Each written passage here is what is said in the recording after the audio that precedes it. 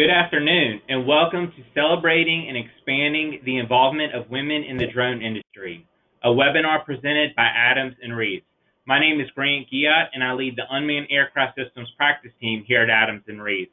I'm very excited for this webinar. It's a topic that I've been very passionate about and been wanting to explore and sit down with some of the leading female names in the industry. And it's a topic that's very near and dear to me. So without further ado, let's dive right in.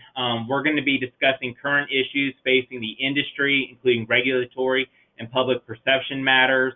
We're also going to discuss ways that men and other women can both celebrate the differences being made by women in the industry and encourage young girls and women of all ages to take interest in this burgeoning industry that we all, I think, can agree is set to take off and is doing great things for various end-user industries out there. So I'm going to go right in and introduce our speakers as I ask questions. So the first question I'm going to ask is, when did you first become interested in drones, and how have your experiences led you to become a leader in this industry?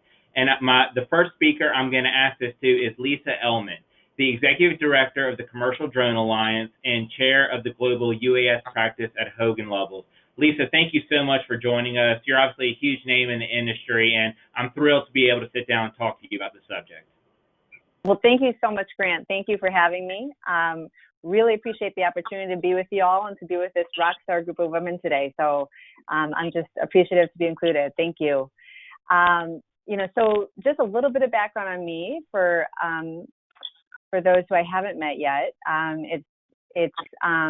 My background in drones is probably a little different. I came at this industry from the federal government side. So back in 2012, when Congress mandated that the federal government integrate drones into our national airspace, given the amazing safety and efficiency benefits of commercial drones and public use of drones, all of a sudden the federal government really started to work on, how do we integrate the airspace in a way that is safe and secure. And I was at the Office of Science and Technology Policy at the White House at the time.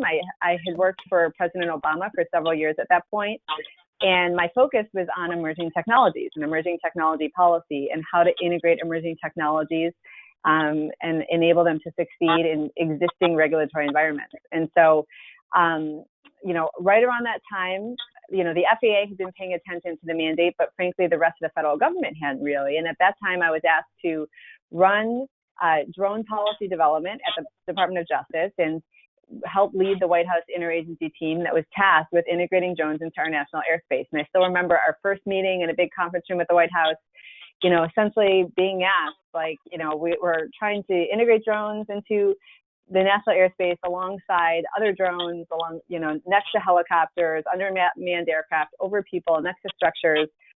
How do we do this? How do we do this in a way that's safe and secure and that works? So I was fascinated by all of it. I worked in that role with my last appointment in the administration, but recognized quickly that given some, how slow things were moving within the federal government, that I could really be of more help from the outside. And so left the federal government, launched a commercial drones practice group. And, now I'm chair of the Global UAS Practice Group at Hogan Lovells Law Firm, work with all sectors of the industry, from the commercial drone end user community to manufacturers, operators, drone security companies, software companies, pretty much everyone in the ecosystem, including as well as UAM and AAM and other types of companies. And I love it. I think from my perspective, a lot of lawyers come at this from, tell their clients what they can't do. For me, I hope to really open this industry and tell them what they can do. So, the other hat that I wear, as you mentioned, Grant, is I founded the Commercial Drone Alliance, recognizing that there was really a lack of a voice of the commercial drone community in particular. And so founded several years ago with another awesome, strong woman in the community, Gretchen West, the Commercial Drone Alliance, and has grown the Commercial Drone Alliance and now leads an executive director of the group, where with other leaders in the industry, including many folks on this call, and moving the commercial drone industry forward. So I love it. It's a fantastic industry, and I'm just very pleased to be with you all today. Thanks, Lisa, and we appreciate all you do for the industry. Now, turning to another Lisa, Lisa Peterson. You are the president of Peterson Mobility Solutions, and what fascinates me is that you have a background in telecommunications. that you've done some stuff in telecommunications, but you also have an interest in transportation. So why don't you tell us, how you became involved with drones and a little bit about your background? Okay, great. Thank you, Grant, again, for the opportunity to be on this panel with such amazing women. Such an important topic to talk about. So just going back to my early career days, so it's interesting. I do have an intersection of mobile experience, transportation and logistics, GPS and telematics, and then now drones. And if I go back to my early career days at Nextel was the push-to-talk company that served small and medium businesses. And we really, at the time, grew a new market when we started to open up GPS on the devices. And I remember the days of working with early innovators in the supply chain, logistics, and transportation sector. I attended a lot of trucking shows, very male-dominated, by the way, the trucking shows, so I'm used to it. And we were helping basically businesses track drivers and where they were. And with the mobile GPS and the phones, we were able to help through these new applications establish least cost routes and really disrupt the transportation and logistics market with this new technology. Businesses were able to show bottom line improvements, fuel efficiency improvements, lower labor rates because of less hours spent on the road. So I grew a huge passion for looking at how to apply disruptive technologies to enhance business processes. And over time, that led me into the world of data and analytics. And in the world of data and analytics, we were actually a company that I was working with, a startup, venture-backed firm. So I've been in large enterprise groups where I'm always wearing an innovation hat. And I've also worked for small VC-backed companies. And at one in particular, we were deriving movement patterns of people and looking at trip demands and travel patterns and changes in transportation preferences. So I had the opportunity to work with a lot of state and local departments of transportation and city urban planners that were having to address lower usage on mass transit because of the rise of all this new mobility technology. It was at the height of disruption with bike share programs, scooter programs, ride share, really impacting the way people moved around. And so this area started to fascinate me, and I was working with private sector companies too, the rideshare companies themselves, the automotive OEMs.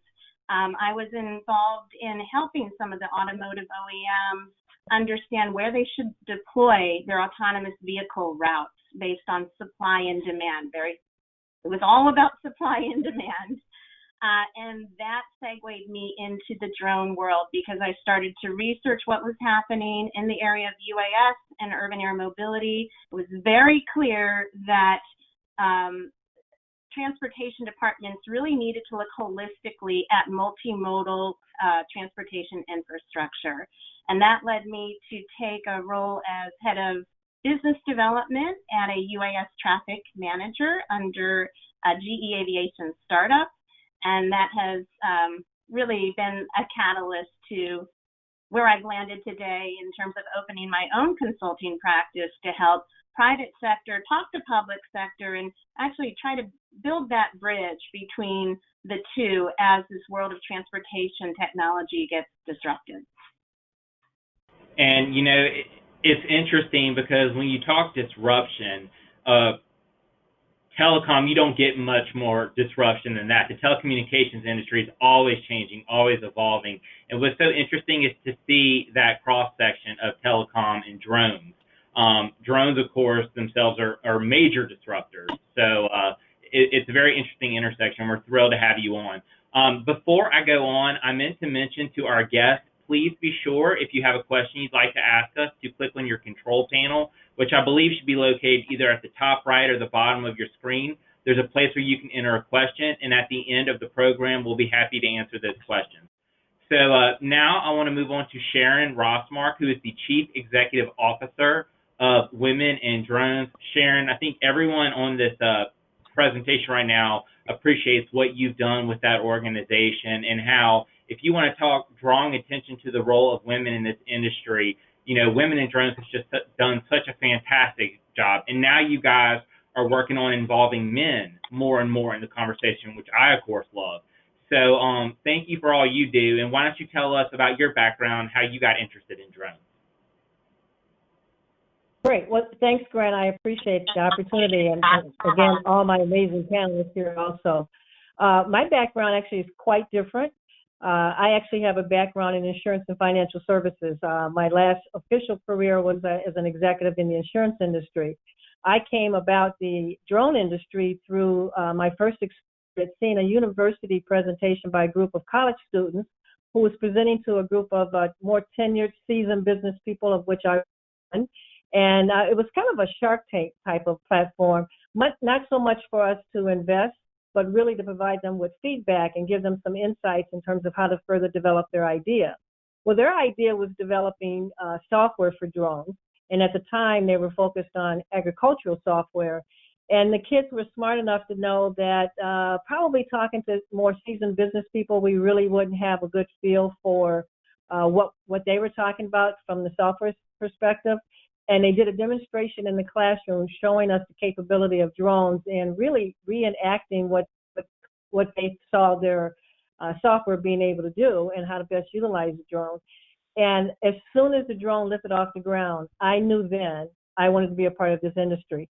At the time, I had no idea how I was going to get involved with the industry, but I knew that that was a huge opportunity.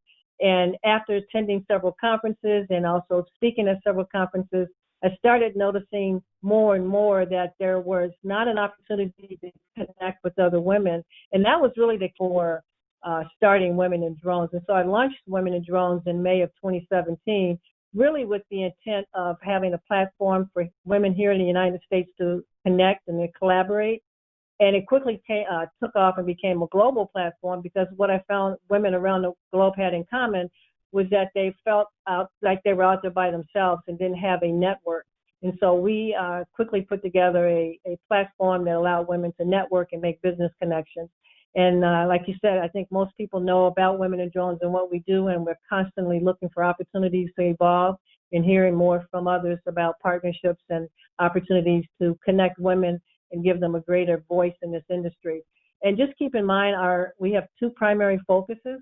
One is to make sure that women have an economic opportunity in this industry and to grow that. And then two, to fuel the pipeline with students and younger kids to get them interested in STEM, and aviation. And Sharon, I want to add that you are the author of 2 books that are currently sitting in my Amazon checkout right now.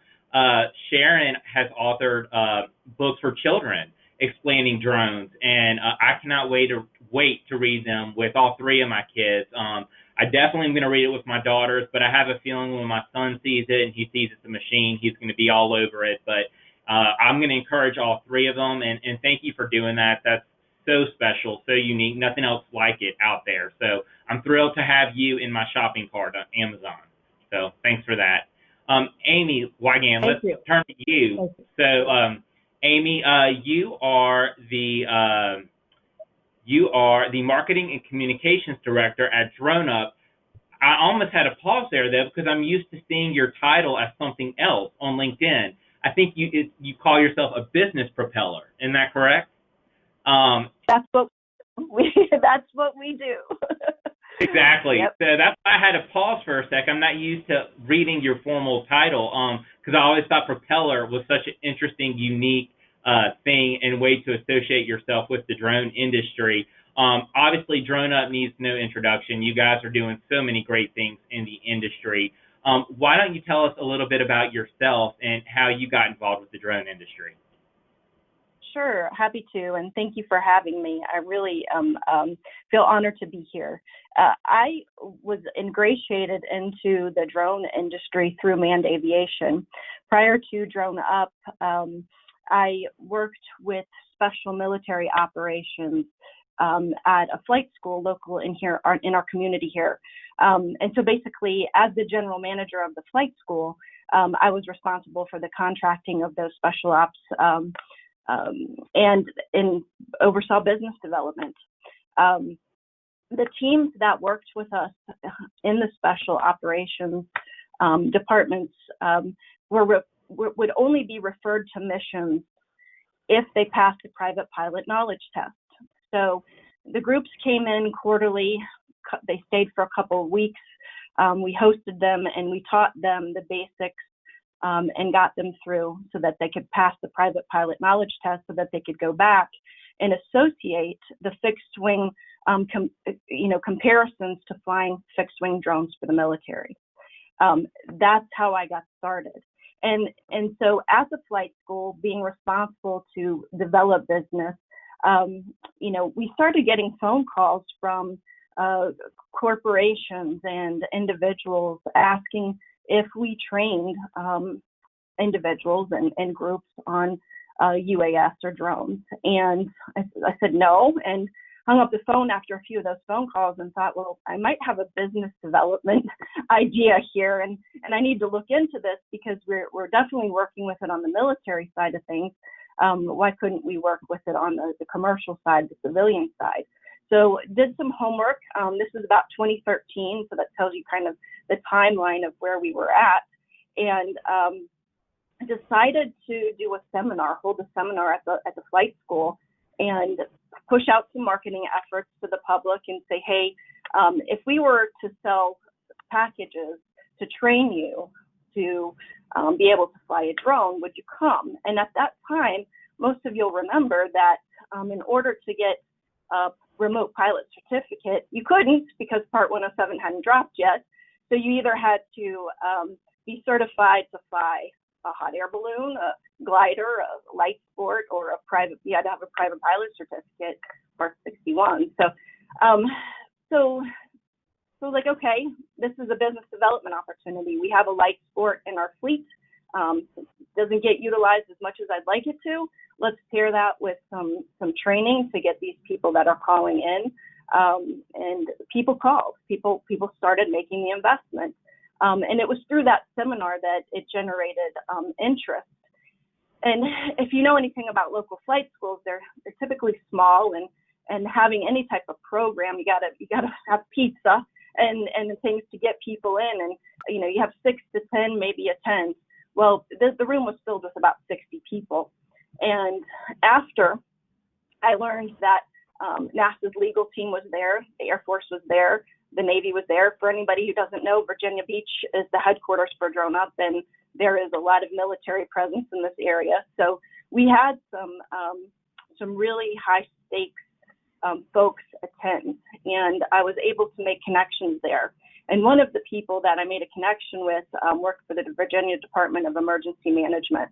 And he said to me, Amy, I really need for people to help me build a program to train our public safety sector throughout the state. And would you be interested? And so being an architect of business, I raised my hand. I said, yeah, where do I start? It sounded really, really exciting. And so one of my mentors, he's a captain here, a retired captain, and he taught people how to fly in the Navy. I pulled him in, and I pulled one of my CFIs in from the flight school, nuclear engineer. I said, these are two smart people, and they both have their pilot's license, and let's see what we can do. We put our heads together and got some feedback. And essentially in those days, it was only the Wings program that was on the FAA site that, gave anybody an overview of what was to come for Part 107. And so initially put together a training course to teach fire chief and police department here locally about drone operations. And again, at the time it was, you get your 333 exemption, but this particular community and county was forward thinking, and they have since been awarded throughout the country. And many of you probably know Chris Sadler and his team. And so that team came to me and said, hey, help us get ready for Part 107. So we piecemealed a private pilot curriculum together, taught them airspace, taught them sectionals, and their team was very well prepared, and the leaders there really had a lot to do with the success of the program. but that's what got me started. And then you go a little further down the timeline, and on LinkedIn, of all places, I get a message that says, hey, would you be interested in talking to me about drones? And long story short, 2 years later, I'm here with Drone Up. Fantastic, Amy. And, it's really neat to see all the great things you guys are doing, and I know you're a vital part of that. So congratulations on all of Drone Up's success. Dawn, you might be someone who I'm convinced doesn't sleep. I see you post on LinkedIn, certainly more than I do, but I mean, you are always involved in something going on in this space, and obviously you know so much about the industry. You have a military background, you're a writer, the list goes on and on. So you're the founder and CEO of P3 Tech Consulting. Why don't you tell us a little bit about your background, how you got involved with drones? Yeah, absolutely. And like the others, thank you, Grant, for having us. What a privilege to be here. Kind of like Lisa, I started on the federal side. In fact, right now as I speak, I'm still on the federal side during the day. I'm in a leave status right now, and so I have to give that mandatory disclaimer that what I'm about to say now reflects my own views, not those of the Department of Defense. I'm not intending to endorse any particular organization, and certainly not trying to influence the actions of any federal agency or employees. Now that that's out of the way, I was military, right? So I was 25 years almost in the United States Air Force as a judge advocate, so an attorney. And it was really, some of these stories I'm hearing, it just dovetails. It's so interesting how we have so many different connections we don't even know. Right when Lisa was looking at things at the White House, I was sitting at Langley Air Force Base, near where Amy's headquarters is now, right, near the Virginia Beach area, because it was 2012 and I just gone to Air Combat Command. And, what was happening in the country at that time, if you recall, was Iraq was winding down, right? Our conflict in Iraq was winding down, and a lot of our big, UAS were coming home. And Air Combat Command, or ACC, it was the functional, keeper, if you will, of the large UAS, so the Reapers, the Predators, things you hear about overseas. And so the question became, well, these folks, the pilots have been operating overseas for so long, they're coming home. We have to do training in the United States, and the rules are completely different. And so my boss at the time was a lieutenant general. Then at the time was brigadier general. He made lieutenant general as the judge advocate general when he retired. Chris Burney challenged me as the chief of ops, and he said, chief of ops law. He said, get your arms around this. We got to make sure that we're doing things right in the United States, right? Because you've got constitutional rights, you've got civil liberties, and we can't be in a position where it appears that the Air Force is spying on American citizens. And so that kind of started my journey, my interest. I created the DoD's Domestic Imagery Working Group. We forged the policy at the DoD level. And then, like everybody else here, once you get into it, it's just this passion, is sparked. And that's when I started teaching and writing and speaking, and it just continued on. Fast forward, I want to point out Sharon Rossmark and give huge props to, the Women to Watch in UAS Award program that Sharon and Women in Drones puts on. I was actually a recipient of that last year, and that was presented at Interdrone. And I'll tell you what, it was really life-changing for me because I've always had this passion. In certain respects, I was able to do it as part of my job, but I realized, hey, this is now going to be a catalyst for me. And so, that's when I created P3 Tech. And P3 Tech is all about, people with a passion for advanced tech platforms and connecting them with the policies and programs they need to succeed. And so that's kind of the real short version, but I know you've got a lot of other questions, Grant, that you want to, and probably the audience does too. So I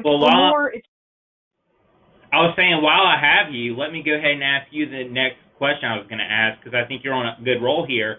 And it's a very broad question for each of you, and you can take it whatever direction you want to go in. Some employers or mentors you've had, whether male or female, who've inspired you, or who you have noticed has done a great job encouraging and cultivating the involvement of women in the workplace, or just who overall has made a big difference in your life, man or woman. Dawn, let's start with you. Yeah, so this is a really easy one for me, and because I've spent most of my adult life in the United States Air Force, you're going to hear a string of general officers. And so I'll start, of course, with General Burney, who is the one that introduced me to really drone law and policy and challenged me to really dig deep into that. So the other person is Major General retired Charlie Dunlap. General Dunlap was our Deputy Judge Advocate General, and he's now head of Duke University's Center for Law, Ethics, and National Security at their law school. He's doing amazing things out there. And I met him when I was a brand new JAG. We were both from Philly, and we were both Villanova Law grads, and we just hit it right off. And throughout my career, he really mentored me, and he is a warrior scholar. I know people think of, obviously General retired Mattis as that warrior scholar. General Dunlap, he's right up there, easily in the top 5. And so then we also have Lieutenant General retired Jack Rives. He was our TJAG, that's what we called him, and just gave me some great opportunities. And beyond that, actually took me under his wing, and I still keep in touch with him. He's now leading the American Bar Association. And then they're all Air Force generals, right? So I have an Army general, because when I worked for General Mattis at U.S. Central Command, my boss was an Army colonel who retired as a 1-star general, Brigadier General Rich Gross. General Gross was probably the best boss I ever had. And again, I still keep in touch with him, and really challenged me and made me a better lawyer and officer and leader. And last but not least, the mentor that I've had in my business has really been Major General retired James Poss. You probably heard of General Poss. He writes a regular article for Inside Unmanned, and he's a CEO of ISR Solutions. General Potts walked me through how to set up my business every step of the way. I still call him when I need help, when I need to phone a friend, and I couldn't have done it without him. So that's my short list of retired general officers, mostly Air Force, one Army, that made a difference in my professional life. I'm very thankful. Well, thanks, Dawn, and we're thankful that they obviously helped you become a great leader in this industry, so kudos to them. Lisa Ellman, you've worked with a lot of interesting people in your tenure, and I'm sure you've gotten to know a lot of great leaders. Who's someone who's really impacted you, and who, in your opinion, is a great role model for helping raise women up and give women a chance to prove they're the best at a job? Yeah, no, thanks for the question, Grant. And this has been a great conversation. It's great to hear from everyone. I think I would approach it a little bit differently for our folks on the phone or in the webinar, in terms of how to find good mentors. And I have had amazing mentors, and I'll talk about some of them in particular. But I think at every stage of our career, it's important, even as I get older, I feel like I need more and more mentors. Like, it's not like all of a sudden you age out of needing mentors, right? Obviously, I'm at a stage now where I hope to be a mentor to younger women, but I also am constantly seeking out help and guidance. And it's kind of a combination of qualities that are important, because you will, over the course of your careers, you'll encounter so many different types of people, and it's always, how do you kind of pick and choose, like, who can help you and who can't, or who would be most valuable? And to me, a lot of it has been kind of surprise, like people that you think are going to be helpful, but maybe end up won't being that helpful. People that you think that you didn't actually get to know because you thought they'd be helpful, all of a sudden, are teaching you so much. And so have really an open mind over who your mentors might be. And what people have to offer to you, and because all of us can learn from others at any given time. I think in terms of what makes a good mentor, it's not only the ability to be a good mentor, but the willingness to be a good mentor, right? So they're investing time, they're investing resources in you. Everyone's busy, everyone has their own lives, everyone's kind of, so it's not just being in a high position or in a position that you're interested in. That's part of the question, but it's also like a matter of what they're actually willing to invest in you. And as well as mentors, as we think about, what we can do to help other women in the industry, of course, it's important to recognize that, folks are looking, it does require an investment of time and energy, and that's energy incredibly well spent. Some of my best mentors have also been the most challenging bosses, because they've taught me a lot. It hasn't always been, But I will say that, there's also just different mentors have been appropriate for me for different stages of my life and different stages of my career. So I'm very lucky. I've had a wide range, as you said. I've worked with lots and lots of different people, right? So I look at my time in government. I mean, I was very lucky. I went to the University of Chicago Law School, and I was president of Law School Democrats. I was one of maybe 2 Democrats at the University of Chicago.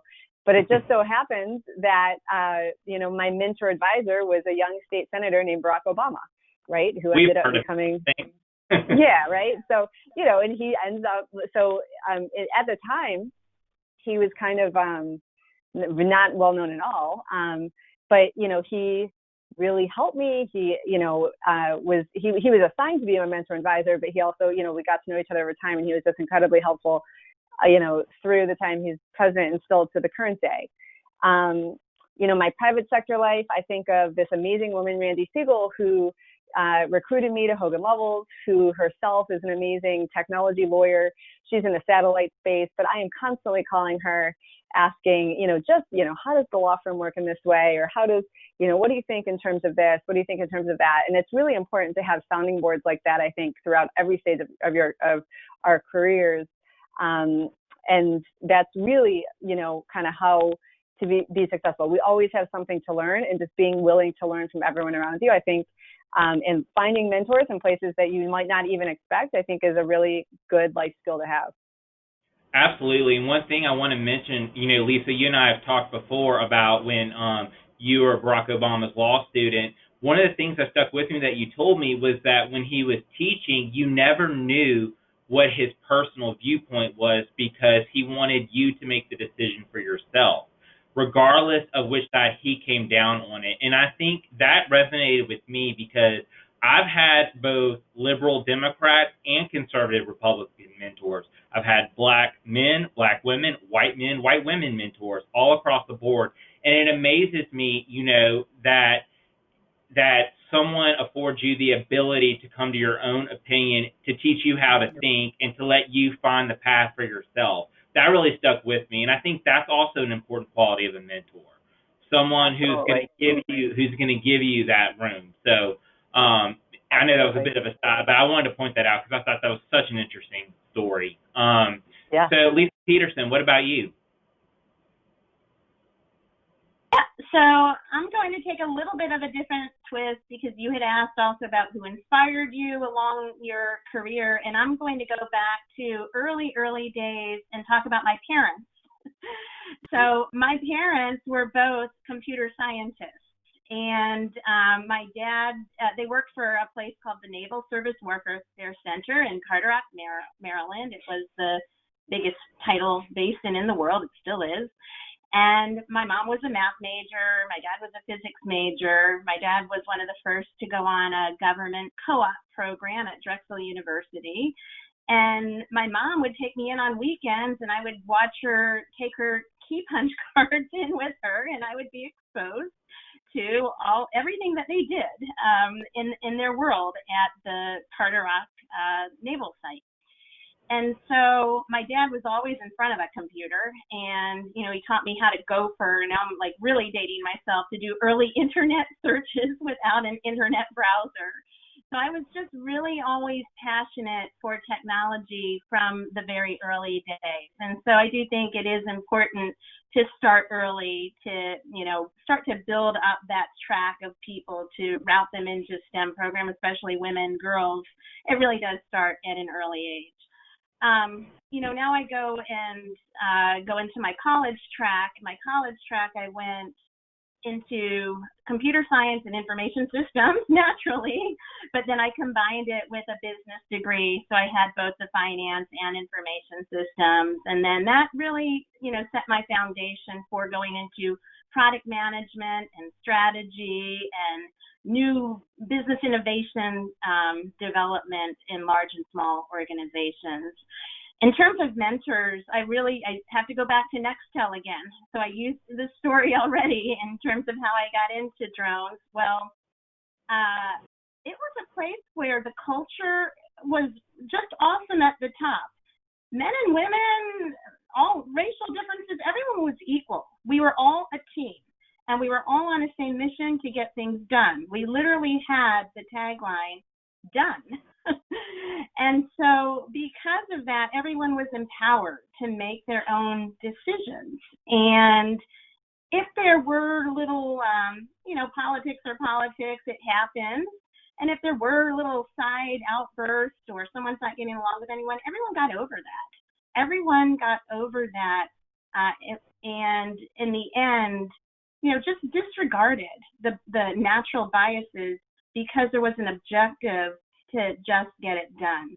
So I have to go back to the early days. I had a lot of good managers in that organization. And like I said, it starts from the top down.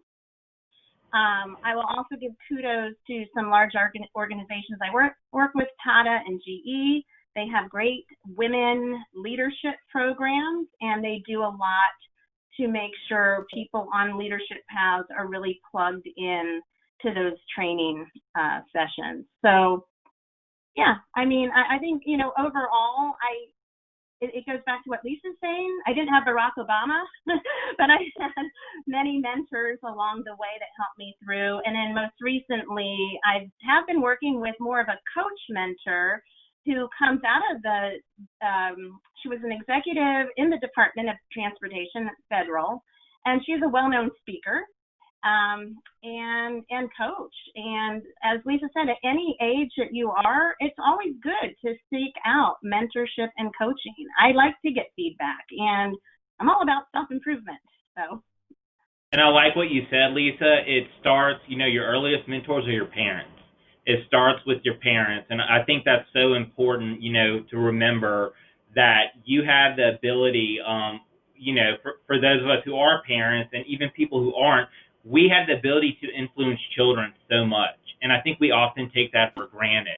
So, I definitely am when I go home tonight, I'm going to look at being a parent a different way than I usually do. I'm going to look at it from a mentor standpoint. So thanks for saying that. I think it's actually a really great thought, and I think it's the truth. Many of us, they're our earliest influences and the people who teach us where we can go. So thanks for that. So Sharon, what about you? Well, kind of like the other ladies, I'd like to start off with a little bit different approach and talk about one of the parts of the question when you asked about companies who have successfully implemented practices around celebrating and promotion and development of female talent. So I'm in a unique position because I get a chance to look across the universe at all the various drone companies. And this is one of the things that at Women in Drones we're working to get our arms around is what are the companies doing in the industry to attract and promote and engage women. We know that there's been one study done, I think it was 2018, from some professors in the UK that found about 13% of the women there are only about 13% of the women filling jobs within the drone industry. Again, this was 2018, and most of those were administrative roles. But one of the things that we embarked upon last year is to really start seeking out companies who are doing a good job of implementing practices. So I just want to call out a couple of them because we've had personal contact with them to really understand what they're doing and looking to see if we can't find best practices to share. And so one is the first company that we actually recognized last year, which was Fox Media.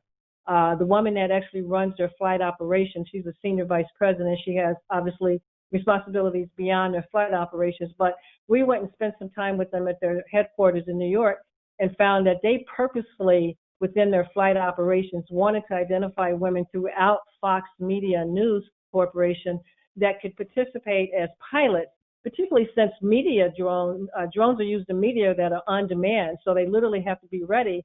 And they felt that if identifying some of the women out of the newsroom, particularly the news directors, had a better feel for what it takes to launch and really make that last second call to involve a drone in a news story, that they would be better prepared.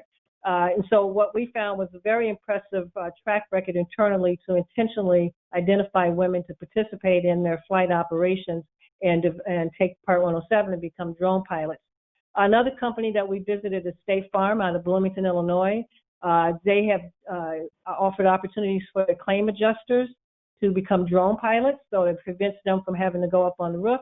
And we spent some time talking with them about their processes, and we were quite surprised around the number of women that they have engaged out of their claims operation to become drone pilots and better participate in management level within the. And then the third one is AirMap. We've had a chance to speak with them and been very impressed with what they're doing. And that's not to say that other companies aren't doing a good job. We just haven't spoken with them personally. We know that UPS and Amazon have female drone pilots, but again, we haven't spoken with them. Skyward has a CEO, they're female as a CEO. So we know that there are other companies out there. We've engaged with drone responders. They're going to help us understand the role of women within public safety that are engaged in the drone industry. So we're seeing companies really step up and really want to be a part of engaging more females, and they see the value that women are bringing to the various roles within the industry also. Thanks, Sharon. And again, you guys are doing such great things with the industry. Women in Drones has been so vital in taking this conversation and spreading it, making sure people are getting the message that women most certainly are welcome in this industry. Not only are they welcome, they're necessary. And we all stand to gain from the involvement of both men and women in the industry. So thank you again for everything Women in Drones does. Amy, how about you? Feel free to take the question whichever way you want. Okay. So no one on this call has mentioned Wonder Woman, and I'm thinking maybe I'm on the wrong call because, gosh darn it, that is the lady who started everything for me. Thank you, Linda Carter. I really appreciate you wherever you are. Exactly. Oh, look at that. Thank you. I've got that book. Yeah, that's a great book. So, yeah, I mean, in all honesty, we flip back to our childhoods. Obviously, there's influences there. Wonder Woman was definitely that. I mean, she helped people. She helped people succeed. And that was really cool to me. And my dad, businessman, after he passed away, I heard so many stories that people had that worked with him that I didn't hear, in the days that he was alive. And he developed people. He was there to develop people. And when you develop people, you develop successful operations. But like many of you, I've had somebody along the way, each step that's really resonated with me. And some of them that I've learned from because they didn't resonate with me. We always learn things from people that challenge us in various ways. But the folks that really stand out in my mind, my first boss was a female. She started a magazine in Charlotte, North Carolina. And for those of you who don't know, before my aviation career, I spent about 20 years in sales and marketing in the advertising space, in publishing, and retired that phase of my life as a publisher of a magazine group. And she kicked it off for me. She was so driven and also flexible. She was extremely flexible, and she was eloquent. And she also had a really good sense of humor, and I really appreciated working for her. She kicked off my career and really set me up for success, so I appreciated her a lot. Another gentleman I worked for early on in my 20s and 30s, he was a strategist. He was decisive. He was firm. He was hard on us, but he was fair. And he, too, had a great sense of humor. And the last person that I'll speak to on this call, because there really are quite a few, I've been lucky, he knew how to collaborate. He knew how to come to the table where adversity sat like a white elephant in the room and made everybody feel like they were winners walking away. And there was a real art to that. And one of the threads that I see through all of my my mentors is they knew how to build rapport with people. And I think that is essential, and it's something I work on every day because it's not easy. It's truly a gift. And they were great listeners. So, if I had to say one of the things that I really appreciate in all the mentors is they've always kept a sense of humor, especially during adversity. They knew how to create great rapport with people, and they collaborated. They collaborated with everybody in the room. So important. Thanks for that, Amy. Sounds like all of us are lucky to have had great mentors. I enjoyed hearing about the five of you and your mentors, and I think I've spent so much time in this presentation celebrating your involvement in the industry that we haven't yet gotten to the expanding part of the presentation. But I'm going to find a way to work in the questions we've received throughout the presentation into this final question so that we have time to adequately cover this subject because it's very important. And one of the things, there's a couple things I want to say before we go into how can we encourage and expand the involvement of women in the industry. First of all, I don't think there's enough of this going on, a man talking to and listening to a woman. I think it is so critical for men to be a part of this conversation.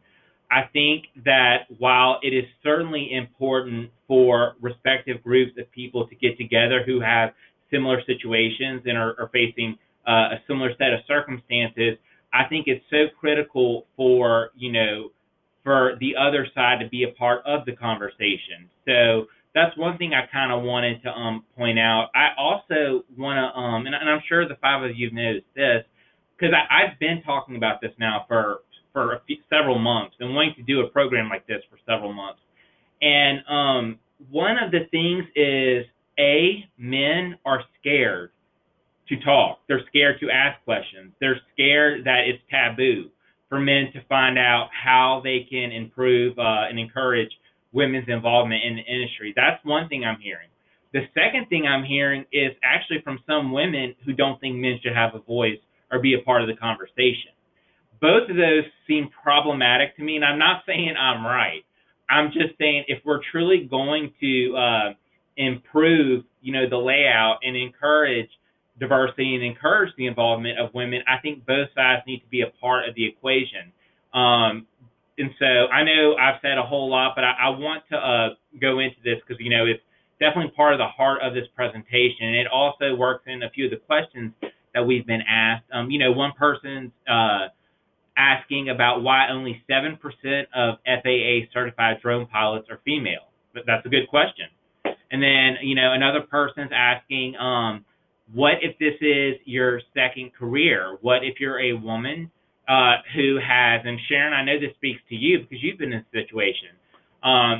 Your career started out as one thing, but now you're a woman entering this industry. So I just packed a whole lot of statements into what I tried to make a question, so I apologize. Obviously, it's meant to be very broad.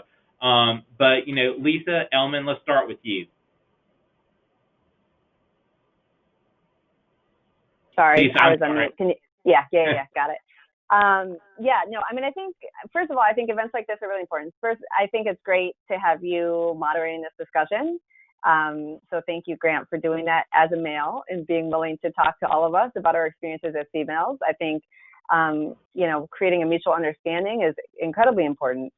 From my experience, I think we are all empowered to help this cause, recognizing that it's good for the industry.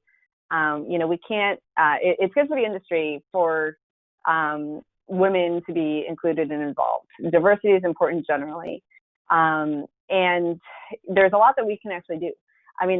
So one thing is, with the Commercial Drone Alliance, we're the lead sponsorship partner of Commercial UAV Expo, and something that we did last year and we've done the last few years is putting together networking events for women in particular at the show when we get the whole community together and talk about issues like this. And I remember last year's event, I was actually shocked. There were a lot of men that came that actually wanted to learn, and colleagues of mine that were curious about, what our experiences were. So there is a lot of support out there, and it's just a matter of actually finding it and leveraging it.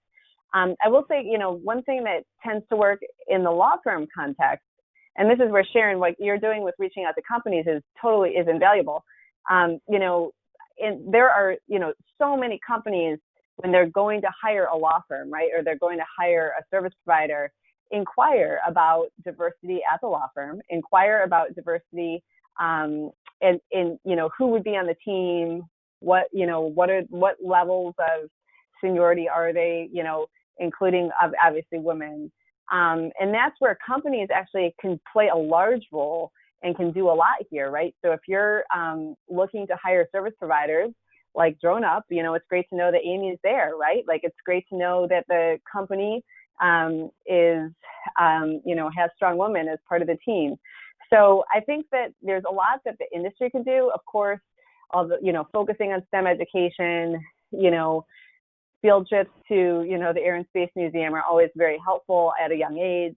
Getting folks, getting young women actually interested and engaged in the industry from a young age is really important. But I think in terms of, even now, just in terms of expanding the industry with women out there right now, there's a lot that companies can do, and there's a lot that, that organizations can do in order to play a role there. And I think it's a really important point that we should all be stepping up to. Thanks, Lisa. Sharon, do you want to add to that? Sure, I'll add. In fact, to the question that that was submitted about why are there only 7% of the women, 7% of the remote pilots are women, and I would actually position it a little bit differently because when you look on the manned aircraft side, which has been around for decades, women make up about a little less than 7% of the total manned aircraft pilots. However, now in the drone industry, we're just approaching 7%, and we've only been around the Part 107 remote certification's only been around a few years. And so in essence, while there are over 10,000, almost 11,000 women holding certifications as Part 107 remote pilots, when you look at that compared to the manned aircraft side, we're actually already exceeding. So it's overall, it's a good story to tell, but it is still a small percentage, but we're growing fast. In fact, drones in itself is the fastest growing sector within aviation. And the fact that we're seeing increasing number of women as the total number of remote pilots grow in general, it's a good sign. So yes, we would like to see the number larger, but at the same time, while it's smaller, it is getting bigger, and we should have reason to celebrate. Now, Sharon, what about the second career? A woman who is interested in establishing a new career path, but, she's coming into this male-dominated industry, at least right now, it's male-dominated. What advice do you have for her? Well, first of all, they need to know they're not alone. That's one of the top inquiries we get with our new members that join. In fact, we know that the average age of women entering this industry is about 38.2 years old, and which is just lower than the men. So men are also coming in a second career. I would say work and connect with women, attend the conferences, join Women in Drones, of course, I would say that. But to our earlier question about mentors, we can help find and connect you with mentors, because that is the number one question we get is, how do I find someone to engage with? How do I network and meet other women? So we're putting more effort behind that. And I think that is the key here, is that you're not alone. And that's the reason why, again, we founded Women in Drones, that you're not alone and we're here to help. And we're also finding more and more men not only becoming members, but reaching out because they want to know how can they help. It's almost like they're looking for their guide, tell me step 1, 2, and 3. And to Lisa's point earlier, I think it's important to have girls see that not only can they go out and fly drones with their dad and engage, and that's the best compliment I think we've ever received, is a dad that said to us, thank you for doing this, because I never thought about taking my daughter out flying drones with me because I just do it for fun. And now I take my daughter out, and it was the best thing that's ever happened is we drones, and I can show her other women that are also in the drone industry, and she has role models. So I think the best thing to do is find role models, find people to connect with the network. And for the young girls, as we like to refer to as fueling that pipeline, have more instances where you volunteer to talk at a school or on a webinar, to have them see, because girls in particular can't be what they can't see. And we get lots of inquiries about having people participate on webinars right now while everybody's still in semi-quarantine, so that the kids can see, particularly girls can see, as well as boys should see us in these roles also. Absolutely. Lisa Peterson, how about you? Yeah, I'll keep it. I agree with everything that Sharon just said. And Women in Drones is doing an amazing job at connecting with other women, helping them not feel that they're alone, helping them feel that they can start a new career. I mean, I actually went down that path just 2 years ago, and really happy to be a part of Women in Drones. I think there's more that we can do with the girls at a young age. I got my daughter into Girls in Technology. That was in high school. I think you can even start, back in grade school, kindergarten. and the industry, just the industry program. So it's more than a check in the box saying I have a leadership training program, check that box. It really is doing the outreach and executing on it. So when I was at GE, we actually had a STEM summer camp. We had the STEM girls come in. It was in partnership with University of Maryland, my alma mater, and we were able to help them with hands-on projects, STEM-related projects, how to build a wind turbine, how to use drones to inspect wind turbines. So it was really a lot of fun for them. So having them have that early age hands-on experience is a good start. Great. Amy Wygan? Right. So I think I love what you said, Grant. I think that we need to get a little uncomfortable being in the same room together and having a conversation. And I think, in all respect to this panel, I think this panel could all really just be just the bomb.com here if there were 5 men on this panel with us answering the same questions and getting in that same room and that collaboration. Look, when I worked at the flight school, I was one of 25 people and I was the only woman, and never had any problem collaborating, because there, if you didn't collaborate, if you didn't communicate, somebody died. So you had to talk to each other and you had to have those crucial conversations. Education is obviously important, modeling, influencing, volunteering gets that done, and it's great. But I mean, I can use my own child as an example. I threw in the back of my Cessna 172 when I was learning how to fly. The kid's 15 now. She wants nothing to do with aviation, nothing to do with technology. So interest level is obviously something. And of course, the influences and getting out in front of people and letting them know their options, are crucial to influencing people to come into technology type industries. But, moreover, you talked about the numbers. So the numbers are low. If you look at the U.S. Bureau statistics of labor, most industries, women are about 40% or less. Do they have these conversations in the hair care industry where 90% of the industry is female? Do they have webinars about expanding, men in the industry? I'm not sure. I'm not in the hair care industry, but so the women that are there, the women that are here need to have their voice heard, and they need to take their voice and put it out there. And one of the reasons I say that is because as a marketing communications person for Grown Up, I get to be involved in a lot of the community forums. There are only a few of us as women that raise our hands, that share information, that answer questions, that ask questions. And so I would really encourage the women who are interested in being pilots or being marketing directors or being lawyers in any type of male-dominated space to make sure that you take your voice. Let your voice be heard, and remember that everybody can remember that collaborating creates opportunities and it creates solutions together. So that would be something that I think is really key to moving us forward, collaboration. Thanks, Amy. Dawn Zolda? All right, super quick here because I know we're getting to the end of the hour. Sharon kind of stole my line, if you can see me, you can be me. And that's really to all the women and girls out there. And for the men, if they can see me, they know she can be me. And I think that's one of the best things that we can do, all the women on this on this net here, is to be good role models and to be out there, use Amy's words, to use our voice and collaborate, have those conversations. And frankly, that's why I put P3 together, because to me it's about lawyers and techies and operators and engineers all having those conversations, and those fields are largely male dominated, so to be out in that space and having those conversations, I hope, is elevating the conversation and the way people will perceive women in this particular ecosystem. Absolutely. I think that's a great, Dawn, and I agree with, what was the phrase, if you see me, you can be me? I like that. I'm going to steal that. I like that. I can't thank the 5 of you enough. I respect the 5 of you so much.